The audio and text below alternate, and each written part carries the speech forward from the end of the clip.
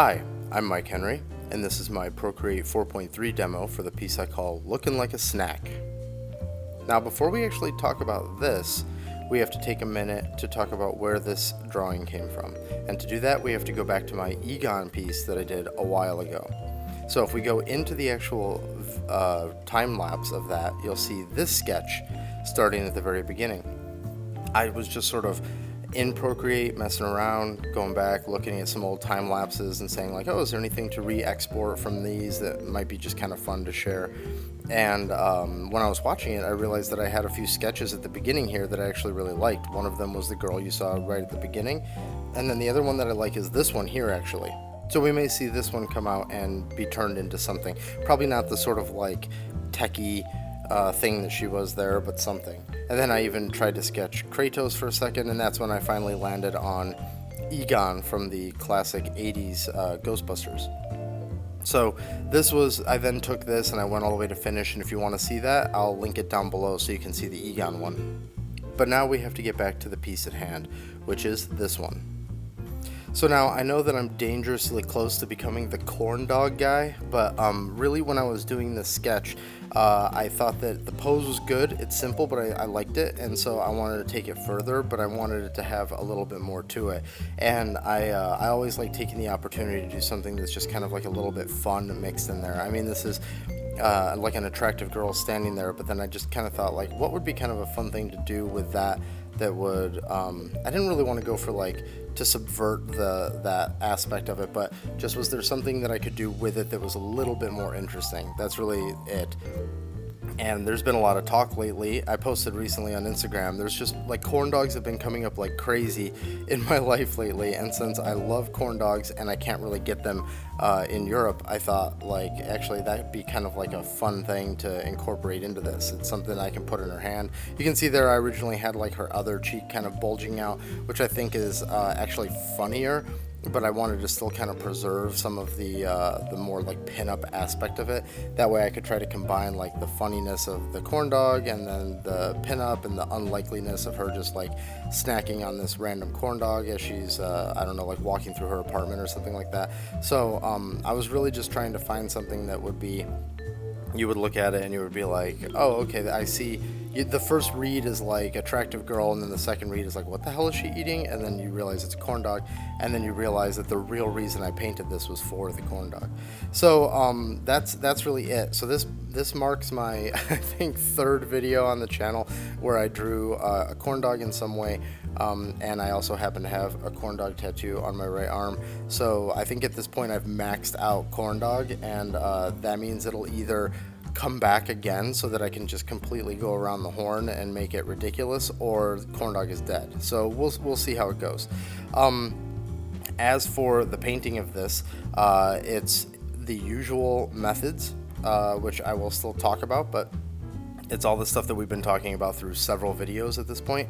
And the difference here is that I wanted to be really strict in the beginning on keeping it like one brush and just keeping it looking more like a natural medium, but then I gave myself the room to do a few things towards the end that just sort of gives it a little bit more of a it doesn't give it any kind of a special vibe. It's just more about me releasing the limits of the tools a little bit, and I used just a little bit of blurring, a little bit of soft brush stuff, and that's basically it. I think the average person who looks at this won't ever, consider or care that was the thought process I went into. But in just sort of that I talk about that idea of learning new things and putting the tool in your toolbox, and then you can pull it out later. It's just the idea of starting to mix those up even more, which is kind of for me the fun part. And so we'll see where everything goes in the future. I think the next thing that I'm going to do, as I mentioned in the last video, is probably something a little bit more line driven.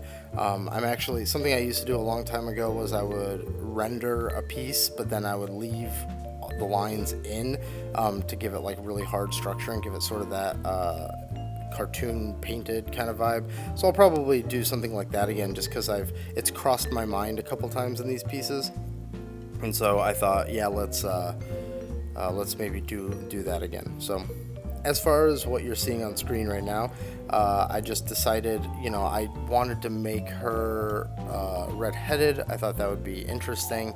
I actually have an alternate version of this that's been flatted that I was just doing as like a color experiment around saturation and value. She's like really tan with like blonde hair, sort of like that SoCal beach girl kind of thing. And it was kind of a fun experiment, but it definitely wasn't what I was going for. So here we have more of what I had in mind. So now this is the flattening process. When we're done with this, we're going to start going into lighting. This is done the way a lot of the recent things have been done, where I'm using the turpentine brush and I am flatting and doing some local color stuff like blush on the character, and in this case freckles and some things like that, like lip color, and then using a couple of lighting layers to then light everything. In this case, I use 3 shadow layers. I use like a form shadow layer, I use a direct light shadow layer, and then I use like a cast shadow, which is a lot of layering of that kind of stuff, but it ultimately does work out, I think. And then I use like a very little bit of highlighting. Something that I used to do, like 10, 12 years ago, is I would always do like one shadow layer. Whoa, my voice just cut out for a second there. Did you hear that? So I would use one shadow layer, and then I would use a highlight layer, or like a highs layer, and then I would do a rim light. And then I would maybe like spot in like a glint in the eye or something like that at like a high, like at a pure white kind of thing. And the thing is, while that certainly worked at the time for what I was going for, I've kind of grown away from that. So I used to flat everything at kind of like a medium value or like a medium high value, and then put the shadows in with like a purple multiply, and then put the highlights in with like a really pale yellow set to like an overlay or a soft light, or just an overlay with a reduced opacity or something like that, to try and pick up on the highs. But as time's gone on, I've decided that I'm sort of falling out of love with that look. It starts looking kind of like super digital, and as fine as that is, I'm just not in the mood for that these days. And so I have moved more towards flatting everything at a very high value, and then going back in with multiple shadow layers, as you guys have seen, to try and give it, structure and lighting and all that kind of stuff. And then I reserve my highlights for only a very few things. It's just sort of a bit of a mental shift, and to be honest, it's less work. When you see me do things, I do a version of that like you saw in the Hellboy piece, or the Drop Dead and Gorgeous piece, where I do like a highlight layer, and then I use my shadow layer to delete away from that. But it used to be more intense, and it used to be less about sort of general reflected light and more about like a pure spotlight kind of thing.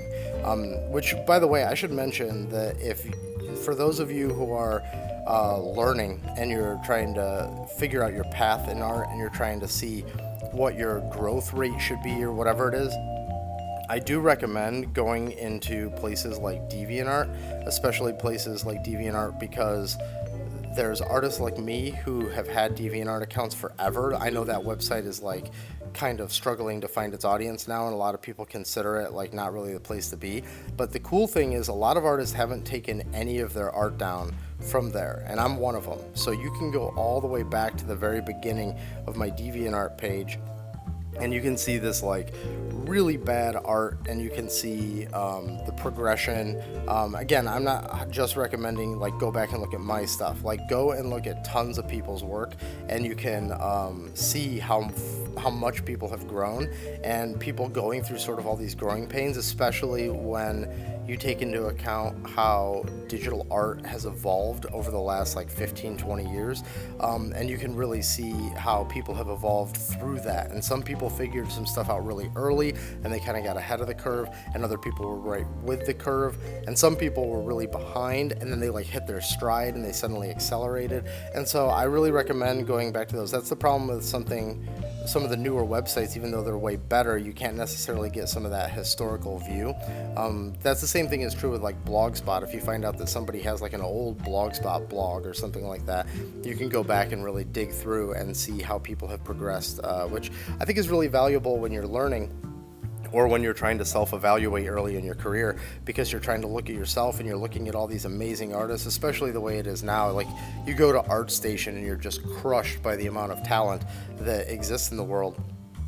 That's the nice thing about going back and looking at that old stuff, is you can see that a lot of people used to post and they weren't even at the level that you consider them at now. And I think that's really valuable to see. That way you don't get so dejected, and you can set realistic goals for yourself and try to chase your growth in a better way without just flat out comparing yourself to this one artist that just suddenly blew up and all their stuff is killer because they never showed any of the stuff from when they were learning and all that kind of stuff. So yeah, I highly recommend excavating those older websites. The flatting on this actually took longer than I remembered it taking. I feel like this part usually goes a little bit quicker, but for whatever reason, I was just really working it. Because as you know, the export of the time lapse is based on the number of strokes. And so that means I was definitely manipulating this quite a bit and really painting quite a bit. I want to also point out here that I do this in several pieces, and you've seen me do it before, so I don't have to go like too deep into it. But when you look at this hand, it was very hastily thrown in there just so I could get an impression of what everything was. And now I'm going back in on a new layer. I've lowered the opacity of the original sketch, and I'm just throwing a new sketch on top of it. Honestly, I think that the anatomy on this hand could be better, but I kind of was in the mode where I wanted to finish the piece, and sometimes, you know, things aren't perfect, but they're good enough to move forward, and that was the case here. So I was looking at my own hand and then sort of noticing certain things, and then thinking to myself like, okay, let's just move on. And I think that that type of a decision is okay to make every now and then. If you're really trying to learn and you're really trying to get it right, obviously take the time and get it right, because you'll learn something.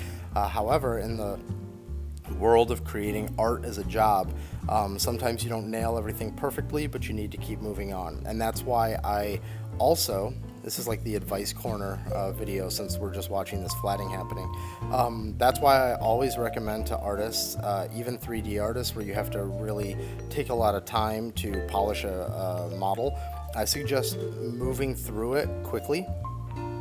I don't suggest rushing, but I suggest getting through it in sort of a timely way, where you're doing and doing and doing, and you're not necessarily putting it away and coming back and putting away and coming back, because I think that as a piece goes on, this isn't a flat statement, but sort of as a general thing, as a piece goes on, you learn less and less and less. And the more that you're sort of noodling and noodling and noodling, I think it has diminishing returns.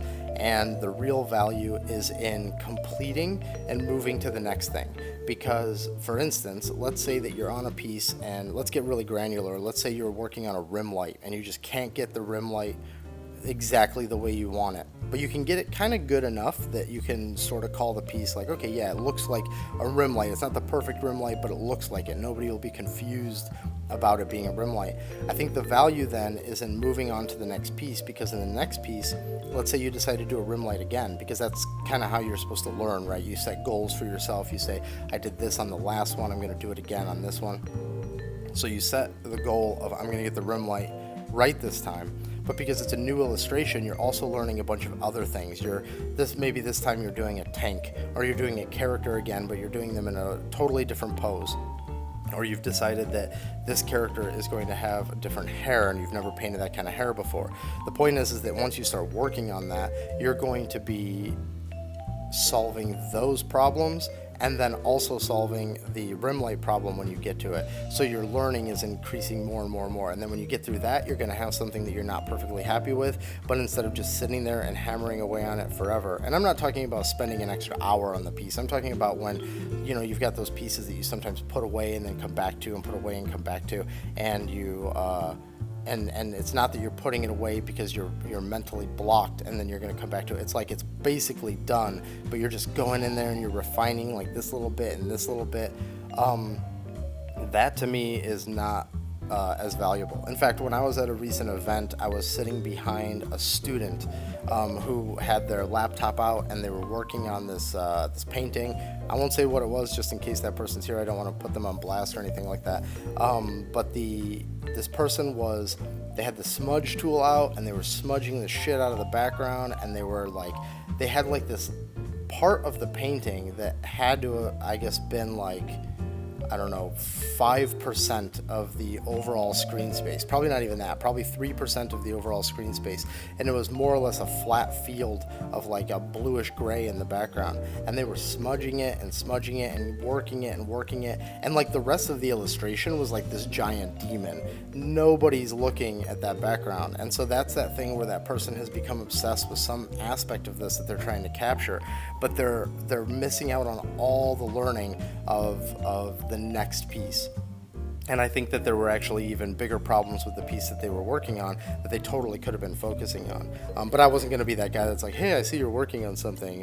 You should change this. And like, obviously, right? If unsolicited advice is the type of advice that doesn't sink in, right?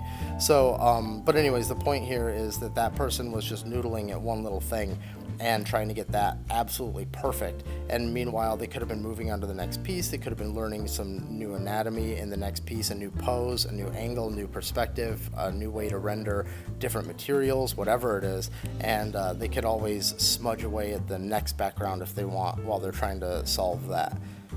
I think I've beaten this dead horse until it's beyond dead, so I'm gonna move on. Where we're at now in the actual piece is we're doing the direct light. Now you'll notice in most of these I do sort of like the form shadow first, and now I'm doing the direct shadow first, and that's because I felt that this particular piece I wanted to set the lighting in the top right, sort of a little bit, just a touch towards us, and a little bit and mostly top right coming down to the left. And so I wanted to establish the blocking, the shadow, the light blocking, the shadow blocking. I don't know what the term would be for that, but basically those main shadows. It's sort of like thinking almost like Mike Mignola, right? Like it's how he's got these big fields of black, except I'm not working in black here, but it's the same principle. Like you want to get these big blocks in, and then that I felt was going to give me a lot more information. And then I would go in and do sort of more of a form shadow and get a little bit more definition and rounding off of shapes and all of that. But this just felt like the way to start.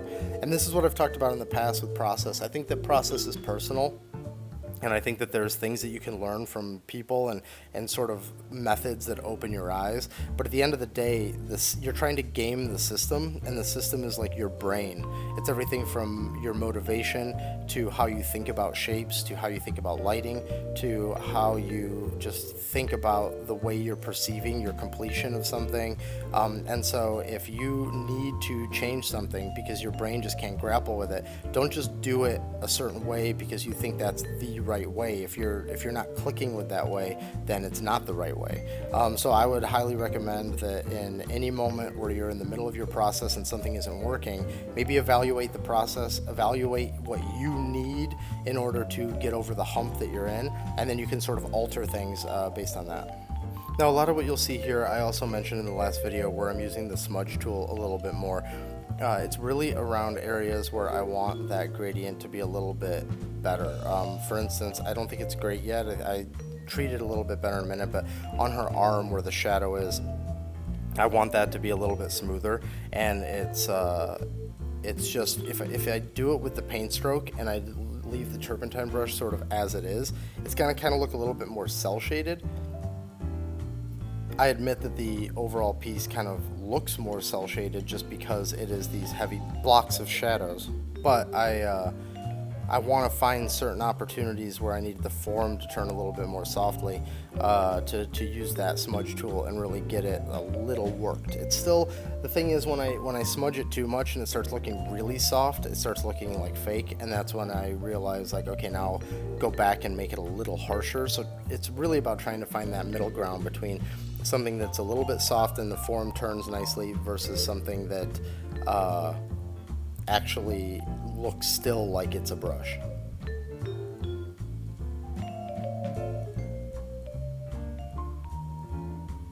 Sometimes it's hard to see what's changing on the screen. There were these little bitty splits in the hair that I was doing. I wanted the side hair to look like it was shaved hair that's like sort of growing out, and it kind of looks like dragon scale right here, but as time goes on I soften that and adjust it a little bit. I wanted it to be stylized, it's just it was a little too much like dragon scale, so I sort of pull back a little bit on that. Part of the way that I pull back is by making it a little bit messier in spots, and then it just looks a little bit more like individual strands of hair. It looks a little on the softer side. And then when we come back in with the form shadow too, that helps it a little bit.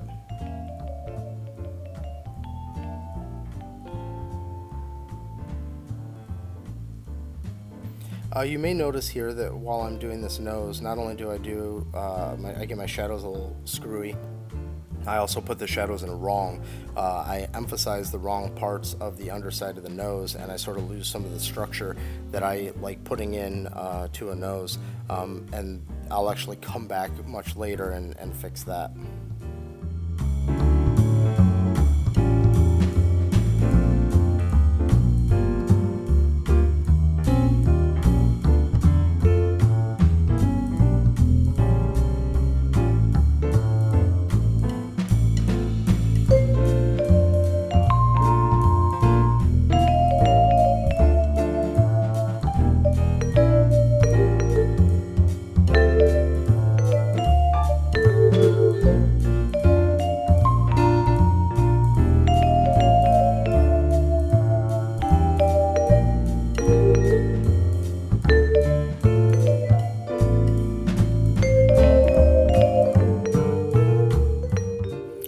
Wanted the cheek to have this just bulbous round shape, this like cartoony, like she's chewing on the corn dog shape. She has her cheek just packed with it, so it's really just more or less a sphere.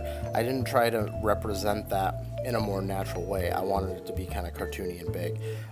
So the one thing though is that when we get some of the overlapping of the two shadows that I put in, it does create a little bit of like a hard line, almost like the line is left in there. Right now the line is in there. You'll see that the sketch is there. It's just a really low opacity. So later though, we'll revisit that cheek. After both shadow layers are in, we'll revisit that cheek and try to make that transition just a touch smoother, so that it's still this bulbous thing, but that overlap isn't there to create the illusion that there's a line, an actual drawn line in there. I get a lot of questions around how to go from line art, doing things mostly in line art, to doing things more painted, where the lines aren't there. And I give the same advice every time, because early in my sort of artistic journey, I definitely struggled with that. By the way, here we're switching to the form shadow. And I think I put it in really heavy, and then I lower the opacity a little bit. So we'll look for that as it's going. But regarding the going from line art to painterly, I find that you just treat the lines like training wheels kind of on a bike. Actually, you don't treat them like training wheels, because training wheels are binary, meaning they're either on or they're off. But with lines in a drawing, nowadays I'm way more comfortable with it, but I have the lines and then I lower their opacity so I can start flatting and I can see where my brush is. And then as time goes on, I just lower that opacity more and more and more, and I keep it there so that I have the information, because that's really what the line art is, right? It's information. You've made some sort of structural decisions during the drawing phase, and you like them enough. That's why you decided to keep painting the thing, so you want to keep them there. You want to keep those structural elements exactly how they are, or at least close to how they are, generally. So you keep the lines there until you feel like you've put enough of the information in on the painting phase, and then they're completely gone. In fact, at some point, sometimes I'll hit a point where I'm kind of irritated and I can't figure out what it is, and I realize it's because the lines are still on, and then I realize, oh, okay, that means it's time for me to abandon the lines, and then I can just flip them entirely off. So you'll see that pop up in different ways. Like when I do this method where it's like one shadow layer and then another shadow layer, what I sometimes do is I'll leave the lines on during one of the shadow layers, and then they'll turn off at some point. See right there, I just turned off the lines so that I could see something more clearly. And then when I do the second shadow layer, I have to turn the lines back on, because I usually turn off the first shadow layer so that I can paint them kind of independently. Every now and then I have to have them on at the same time. Like you'll see here coming up, when I get to the hair, I have to turn it back on because it's just a big field of orange, and I've made some decisions in the lighting, like right here. And now if I'm going to go in and add some of this form/ambient occlusion type stuff, I need to know where my previous choices were, because the information isn't there in the lines for the hair. So to wrap up the going from drawing with lines to painterly, it's really about comfort, and it's about information, and it's about keeping the lines there in whatever way they need to stay there for you to have the information you need and the comfort you need. And then as things go on, you slowly lower the opacity until you realize you've got the opacity at like 3%, and then it's like, okay, why keep it around? Let's just get rid of it. Now here, because I'm doing that cheek, you see me turn the other shadow layer back on because I want to know exactly where I defined that cheek. But you can kind of see that line I'm talking about, and that's because two multiply layers are overlapping with each other and creating a darker line. And we want that to be clear, but we don't want it to read like a crease. We want it to read like the underside of a, like almost like a dark sphere. The underside where it's dark on the sphere that represents this food in her mouth. And so that's what we want to try and soften eventually. I don't know if I'll catch it, but there'll be a point where that'll get softened.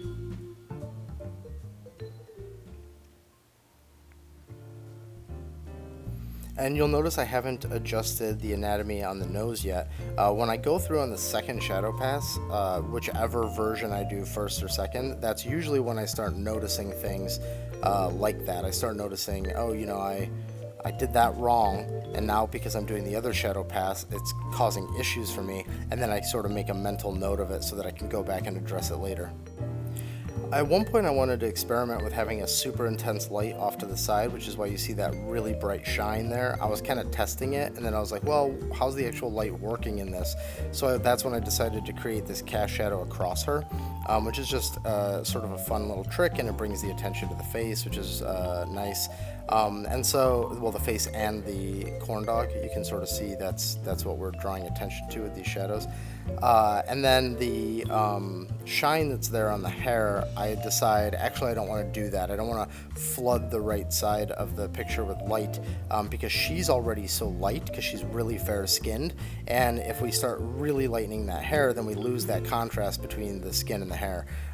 Everything just becomes like white at that point, and so we don't want to do that. So I decide instead to just go with a more normal, see here I'm testing it just to really see. And I don't have the image pulled out here for you to see that part, but I mean, really, it's going to start equalizing the left side and the right side in terms of value, and we want to avoid that. So I decided instead to go with like a more normal, just little zigzaggy shines across the hair, which I think is actually a way better call overall. It's less distracting. It brings the attention back over to her face. Sometimes when you're doing really cool tricks, like really crazy lighting or something like that, you have to be really careful that the trick or the lighting isn't the star of the show, because you want like your subject to be the star of the show, and you sometimes have to watch that. So now here, the way this is being done is you can see there, I paint in like a ziggy-zaggy shape, and then I add a little bit more to it, and then maybe I smudge a little bit of it, and that's basically it. Pretty simplistic. I'm just trying to find the points of that hair where it rises up and it would catch that light in the right way. And then I lower the opacity of it because I don't want it to be crazy intense. I just want it to be a little shiny. We also flipped that shadow to be more saturated. If you go back, you'll see that it was desaturated. I actually went with a different shadow, and then I decided to switch it to the same shadow that I had everything else in, so that it just was a richer image overall. Even though I love purple, and I think that purple was a fine background color, I think the blue just plays way better with her complexion and her hair, so that's why we switched to a blue. You can see there I'm cleaning up that nose anatomy, because when I went in to put the shine, I was like, oh, why isn't the ridge connecting like it's supposed to? And then I did a little bit of tweaks there.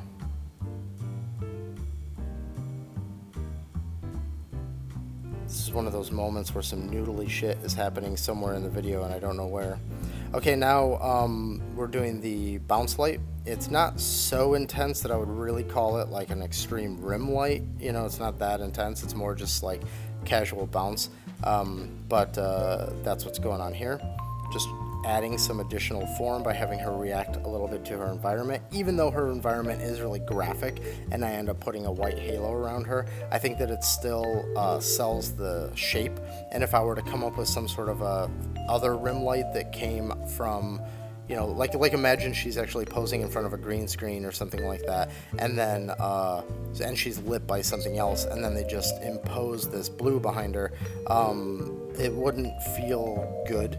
It would feel like, well, that's a weird lighting for her to suddenly have on the side. So I just decided to have the rim lighting be the blue from the background. And then we put this outline around her, which is just kind of gives it a little bit of a fun stylistic quality to it. I used to do stuff like that a lot back in the day, and I guess you could call this a bit of like a new technique meets old technique thing.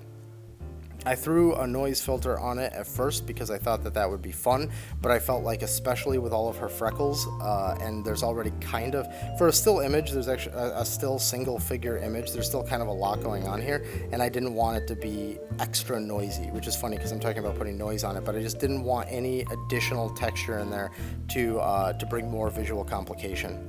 Here's something where I noticed that the hand was kind of bothering me, so then I started going in trying to tweak it, and I was looking at my own hand, and I was looking at some pictures, and I did a little bit of tweaking to it. I think it could probably still be solved a little bit better, but I at least fixed some aspects of it that I don't think were working before.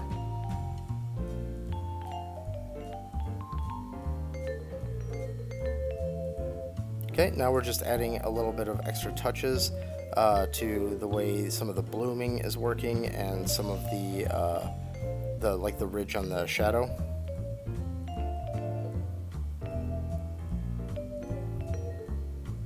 And now this is just some additional bounce on that cheek to really make sure that the form is sold there, and some other little minor tweaks in there just to clean up things, nothing special. And that right there is the final piece. So this lady's just decided that it's late. Well, maybe it's late. I don't know. I feel like corn dogs are best enjoyed late at night, but it's late. She wanted a snack. She grabbed it, and now she's happier than I am because she got a corn dog, and I haven't had one in years. So this was super fun to do. I hope you enjoyed checking it out, and we'll see if the corn dog series continues or not. So thanks for watching. If you enjoyed the video, please consider liking and subscribing, and I will see you on the next one. And if you're looking for me on the internet, these are the places where you can find me: YouTube, Instagram, Big Cartel, DeviantArt, ArtStation, Hotmail, Facebook, Twitter, and Tumblr.